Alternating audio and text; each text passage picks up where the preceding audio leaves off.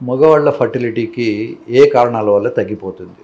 యూజువల్‌గా మగవాళ్ళకు ఫర్టిలిటీ తగ్గడానికి కారణం వాళ్ళ డ్రెస్ సెన్స్. టైట్ అండర్‌వేర్ వేసుకోవడము, తర్వాత మల్టిపుల్ లేయర్స్ ఆఫ్ క్లాతింగ్ వేసుకోవడము. దానివల్ల బాల్స్‌కు గాలి సరిగా రాక భగవంతుడు టెస్టికల్స్‌ని బాడీ టెంపరేచర్ కన్నా తక్కువ టెంపరేచర్‌లో ఉండేట్టుగా డిజైన్ చేసినాడు.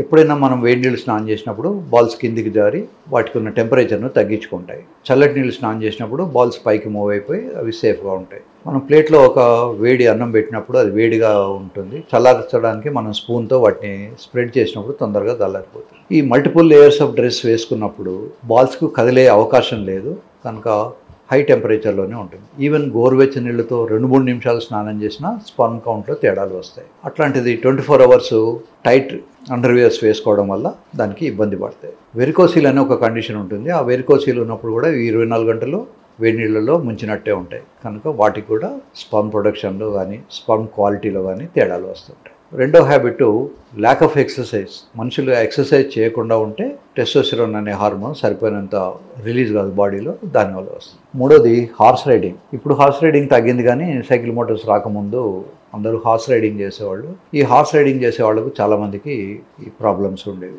మూడోది స్మోకింగ్ వల్ల కూడా స్పర్మ్ డ్యామేజ్ ఎక్కువవుతుంది. Fourth problem regular alcohol. అప్పుడో ఇప్పుడు ఆల్కహాల్ తాగితే ఏం కాదు కానీ రెగ్యులర్గా ఆల్కహాల్ తీసుకోవడం వల్ల లివర్ డ్యామేజ్ అయిపోయి ఈ టెస్టోస్టెరాన్ అనే హార్మోన్ తయారు కావడానికి కావాల్సినటువంటి రా మెటీరియల్ అందక ఆ హార్మోన్ తగ్గిపోతూ ఉంటుంది. ఈ హార్మోన్ మళ్ళీ స్పర్మ్స్ మీదను మగవాళ్ళ బిహేవియర్ మీద కూడా ఎఫెక్ట్స్ ఉంటాయి కనుక smoking, lack of exercise, regular alcohol ఇవన్నీ కూడా డ్యామేజింగ్ ఫ్యాక్టర్స్.